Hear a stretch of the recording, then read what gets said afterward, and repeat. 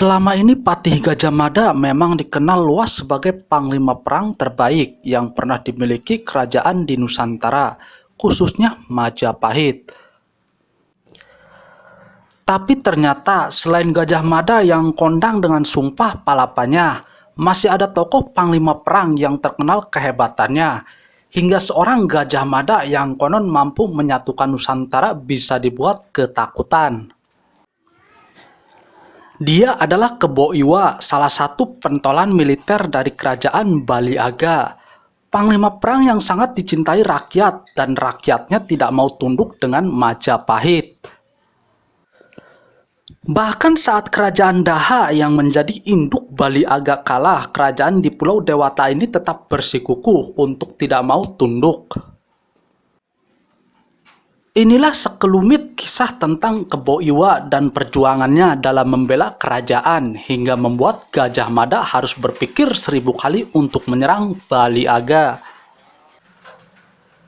Dikisahkan Bali Aga adalah sebuah kerajaan kuno di Bali yang pernah berdiri pada abad ke-8 dan berakhir pada abad ke-14 saat akhirnya diinvasi oleh Majapahit.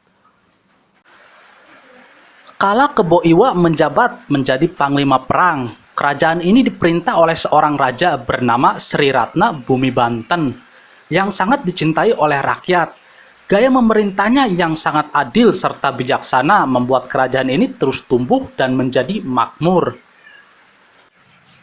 Melihat kekuatan Bali Aga yang terus tumbuh ternyata membuat Majapahit jadi geram. Seperti yang telah dikatakan di atas, kerajaan Daha yang menjadi induk dari Bali Aga saja sudah tunduk dengan Majapahit, sedangkan Bali Aga malah terus menentang. Sebenarnya Majapahit bisa saja langsung menginvasi kerajaan Bali Aga secara langsung dengan kekuatan yang sangat besar. Tidak ada halangan untuk membumi hanguskan Bali Aga. Namun, keinginan itu tidak segera dilakukan oleh Gajah Mada yang sebenarnya sudah diperintah oleh Tribuana Tunggal Dewi. Dia masih mencari strategi terbaik untuk mengalahkan Bali Aga. Yang menjadi ganjalan terbesar seorang Gajah Mada adalah keberadaan Kebo Iwa. Panglima perang yang dimiliki kerajaan Bali Aga itu terkenal susah sekali dikalahkan. Bahkan, dia dianggap sangat sakti sehingga siapa saja yang melawannya akan habis dan tidak bisa berkutik. Gajah Mada sudah mendengar dan mengetahui seperti apa kehebatan dari Kebo Iwa sehingga dia lebih suka mengatur siasat daripada harus berhadapan langsung di medan perang. Taktik yang akhirnya dipilih oleh seorang Gajah Mada adalah dengan menipu Kebo Iwa agar mau datang ke Jawa. Sebagai bentuk kerjasama dan persahabatan dua kerajaan, Kebo Iwa mau saja diajak ke Jawa dan akan dinikahkan dengan salah satu putri dari Majapahit yang memiliki kecantikan luar biasa. Setelah di Jawa, Kebo Iwa sengaja ditipu oleh Gajah Mada untuk membuat sumur dengan usahanya sendiri.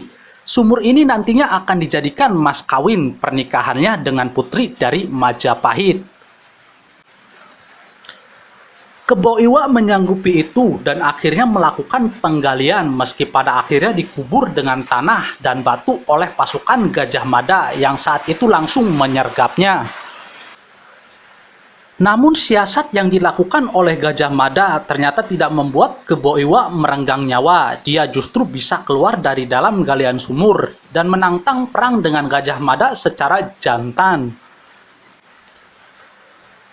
Tantangan itu akhirnya diterima oleh Gajah Mada sehingga keduanya bertarung mati-matian tanpa ada yang terlihat kalah.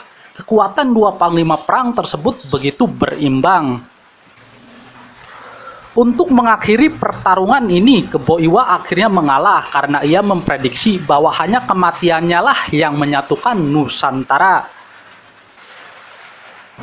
Akhirnya Kebo Iwa tewas di tangan Gajah Mada tanpa merasa kecewa ataupun kalah. Bahkan dia sempat mengucapkan sumpah serapah kalau negeri yang dibangun oleh Gajah Mada dan keturunannya akan dijajah bangsa kulit putih sampai kapanpun juga. Seperti itulah kisah seorang Kebo Iwa. Meski dia sangat ditakuti oleh Gajah Mada, nasib tetap membawanya kepada sebuah kematian. Kebo Iwa menghembuskan napasnya untuk membuat negeri ini bersatu di zaman Majapahit, meski akhirnya runtuh dan negeri ini dijajah bangsa asing selama 350 tahun.